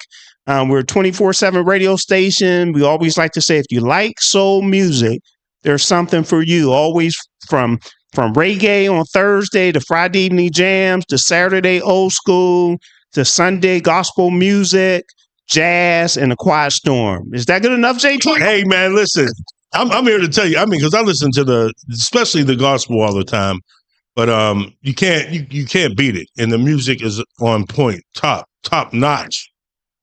Okay, let me ask you numbers on that. It's 90 number. It's all online. It's all online. pghdsen.com. Yep. But I'm gonna reconnect with you probably tomorrow. So we'll talk more when I reconnect with you. Very good, buddy. Okay, appreciate it. Thank you. Thanks for joining. All right, take care. Definitely. All right. Bye. All right, fellas, it's that time as I pull up the music. And keep in mind, we have a hard break at 8, so we got to fly through this. Rock and roll. While I bring up the music, Ken, let everyone know where everyone is. Yep, pulling it up right now. I didn't. Well, then you don't. It doesn't matter. You drop. Well, Kev did my picks last week. So. Yeah, okay. I knew you would have an excuse. Always. Just remember, I missed some picks last week, so. Wow. That's all right. All right, so we got Big Bad Brother Gibb, who got 100 points last week. 10 wins. No, that's not 10 wins. Yeah, it is. Because you had some, is it 10? 10 wins. I know you had some 10, buys. 10 points a win. You're right. Yes, you're right. 10 points a win. And then we had Q with 10 wins as well. All Gas No Breaks with 9. Ken with 8. So in terms of all results, we have Mr. Ken Craig leading the pack with by one game. 810 points. Okay. And then some guy named Kevin Cameron right below him with 800 points. Then T-Mac with 790. That's Tracy McCormick. Yeah, and then Mr. McCormick. Ralph McCormick, husband right and wife. Below. And right I talked to Ralph Tracy. earlier today, so he Right said they're below. coming. All All right, so let's this is week 9 NFL picks, and that's the music play. I'm going to Let's have to do something different this week. One thing different. Well, what's the one thing? Let's just pick the Steelers when they come up. I'm tired of waiting until the end. I'm tired of this nonsense. You are? Yeah. That's the way things are done, man. I know, but still, it ain't been doing too well. Maybe if we switch it around a little bit. Okay, I'll go with the JT. Here we go. Thursday night game. Lamar Jackson is supposed to be back. He's back. We will see. So it's Baltimore at Miami. Baltimore. Yeah, I'm taking Baltimore as well, even if Huntley's in. Okay, I'm taking Baltimore. Sunday games, 1 p.m., Chicago at Cincinnati. I'm going Cincinnati. You never know what Chicago team's going to show up. I'm going to go with Cincinnati as well. I'm going Cincinnati. I don't trust Chicago. Okay, and then we have Minnesota at Detroit. I'm going with Detroit. All Detroit. Carson Wentz is out for the year now. You know that. I heard that. Carolina at Green Bay. Oh. Green Bay. Green Bay. Green Bay. Los Angeles Chargers at Tennessee. Los Angeles Chargers, right? Mm-hmm. Atlanta at New England, 1 p.m. game on Sunday. That Drake May-led New England team. I'm not sure what's going on with Atlanta. I'm going with New England. I'm going with New England as well. Atlanta is very good at home. So we all had the same pick so far, right? San Fran at New York Giants. Scatterboo's out for the year, right? Yep. The running back. Okay. This is a tough Brock one. Purdy's back. Mac Jones is horrible. I'm going with the Giants. I don't think. I'm going with San Fran. Yeah, I'm going with San Fran as well. I think that they're schematically and systematically just better. Indianapolis at Pittsburgh Steelers. Do you all want me to go ahead? Go. I'm going to take the Indianapolis Colts. I think they run all over the Steelers, and I think that we lose 3 straight. Indianapolis is the best team in the NFL right now. And I got tears in my eyes. I'm going with Indy too. Mm-hmm. I'm going with Indy. I'm going with Indy too. All right, Denver at Houston. Houston is tough at home. I'm going with the Texans, and they're getting Nico Collins back this week. Okay. I don't care. Denver's D is way too good. Denver's D is suspect. Yeah. Well, they'll look good against Houston's offensive line. I'm going Denver too. Jacksonville at Las Vegas Raiders. It's the worst team against the worst team against the worst team. I'm going with the Jacksonville Jaguars. Yeah, Jacksonville. Yeah, Jacksonville for me too. New Orleans at the LA Rams. Big QB change in New Orleans. I'm going with the Rams. Who's the QB now? Yeah, I'm going with the Rams too. First round pick. Come on, man. We got 1 minute. Rams. I'm going Rams. Who do you have? Who do you have? Rams. Okay. KC at Buffalo. Might be the best game of the week. No, I'm going with KC. Buffalo ain't as good as people think they are. KC's on the rise. I have to go with KC I gotta right go now. with KC too. Got to go with KC too. Seattle at Washington. Seattle. Agree. Atlanta at Dallas. This is an 8:15 game Monday night. Arizona at Dallas. Arizona. Who did I say? Atlanta. Okay, Arizona. I'm going with the Cowboys. I'm trying to rush. I have to go to I'm Cowboys. going Dallas too. Yeah. I hate it, but that's what I'm doing. All right.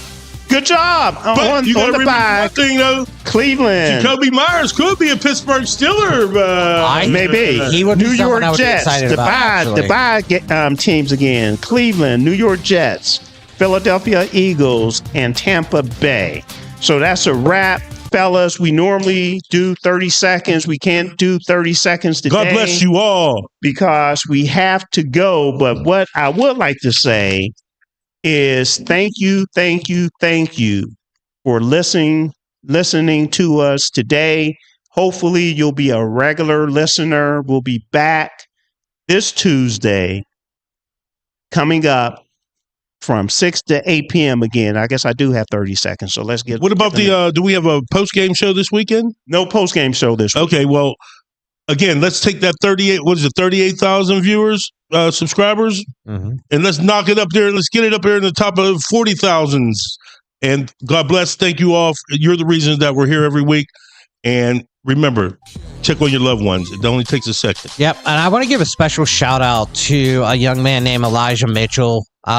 He's I believe a middle schooler who is trying to be a kicker and has been out working every day by himself. And I just want to give a quick shout out to him. Keep working, man. You'll do big things if you keep practicing. What school? Like that. Excellent. So we are out, everyone. Everyone, please take care and tune in after this show here. Pittsburgh's Soul on Stage, 8 to 9 p.m. Excellent guests. Okay, the guests that are coming up, Akron's Real Deal, the emperors of old school R&B singing, Vanessa Lovelace, vocalist and actress, and Marcus Hodge, a multi-platinum producer and musician.